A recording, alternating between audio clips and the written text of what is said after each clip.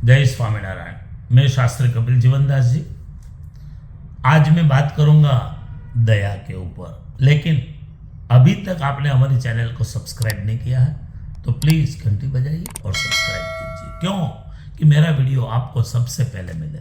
आज मैं बात करूंगा दया के ऊपर। दया दया बहुत छोटा शब्द, बहुत छोटा सा शब्द है। शब्दकोश में मैं मानता हूं कि शब्द सबसे छोटा शब्द है दया, लेकिन उसका मीनिंग, उसका अर्थ, उसका व्यवहार में उपयोग बहुत बड़ी बात है।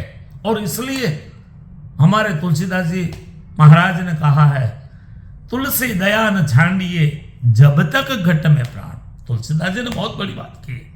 और दूसरी बात की है कि दया धर्म का मूल है, पाप मूल है अभिमान। तुलसी दया न छांडिए जब तक घट में प्राण। जब तक आपके प्राण में आपका आत्मा जीवित है तब तक किसी के ऊपर भी दया का अभाव नहीं होना चाहिए, दया छाड़ना नहीं चाहिए, दया छोड़नी नहीं चाहिए। कहा है कि जिसके आंखों में दूसरों के लिए आंसू है उसको कभी जीवन में आंसू सहारना नहीं पड़ता है, लेकिन दूसरों के लिए परोपकार दया का एक पार्ट है। पक्षियों के ऊपर दया, प्राणियों के ऊपर दया, अपने बच्चों के ऊपर दया।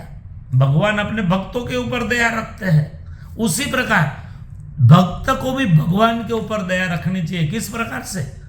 हमारे सतशास्त्रों ने जो मार्ग बताया है चारित्र का, उसके ऊपर चलने की कोशिश करो तो this is a part of दया।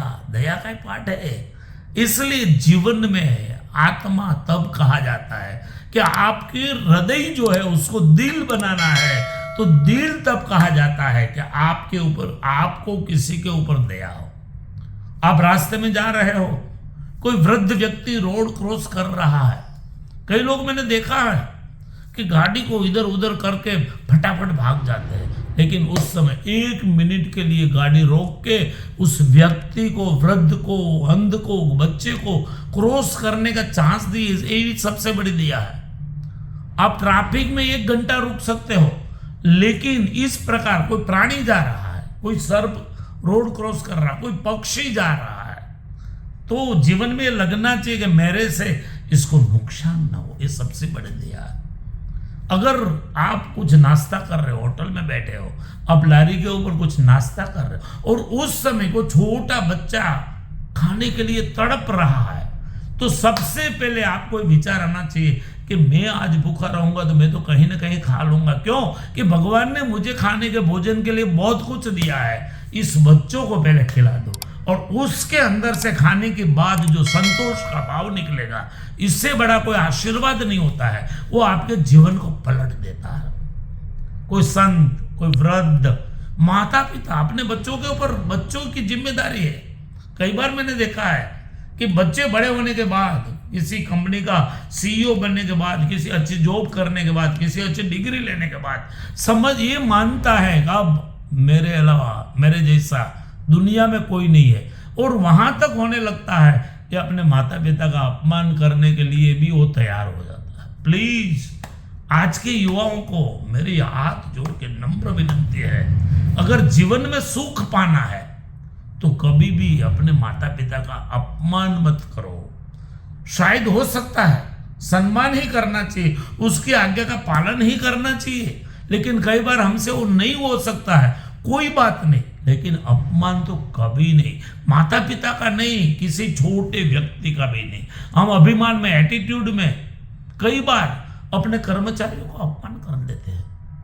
उस कर्मचारी में भी भगवान उनके आत्मा में बैठे हुए हैं, और उनकी आत्मा में बैठा हुआ भगवान एक बार नाराज हो गया तो नाराजगी आपका बहुत बड़ा जीवन का नुकसान कर सकती है। इसलिए कहा है कि दया जैसा बड़ा कोई साधन नहीं है। सुरवीर से सुरवीर बनो, धनवान से धनवान बनो, बड़ा उद्योगपति बनो, बड़ा नेता बनो, कुछ भी बनो, अगर आपके भाग्य में लिखा है आप सब कुछ पा सकते हो, लेकिन जीवन में सबसे पहला स्थान दया को दो। और दया अगर आपके हृदय में बैठी है तो आप किसी के ऊपर कभी भी अपना प्राण न्यौछावर कर सकते हो। दूसरे की लाइफ के लिए जी सकते हो, राष्ट्र की उन्नति के लिए जी सकते हो, पशु प्राणियों को प्रेम देने के लिए जी सकते हो, समाज को, बच्चों को, अनाथ बच्चों को प्यार देने के लिए जी सकते हो, वृद्धों को, विधवा बहनों को प्यार देने के लिए जी सकते हो। और इससे बड़ा जीवन में कोई कर्म नहीं है। और गीता जी में कहा है कि कर्म ही जीवन का सबसे श्रेष्ठ साधन है। ऐसा कर्म करो दया के ऊपर कि भगवान आपके ऊपर हमेशा प्रसन्न रहे। और मनुष्य यत्न ईश्वर कृपा, आप किसी भी प्रकार का अच्छा प्रयत्न करने के लिए आगे बढ़ते होगे, आपके ऊपर ईश्वर की कृपा हो जाएगी, आपके माता पिता की कृपा हो जाएगी, बड़े किसी संत की कृपा हो जाएगी, तो आप जीवन में सफल ही सफलता प्राप्त करोगे। इसी प्रकार आप सब प्रकार से सफलता प्राप्त करो, ऐसी में भगवान के चरणों में प्रार्थना करता हूँ। सबको बहुत प्यार से जय स्वामीनारायण।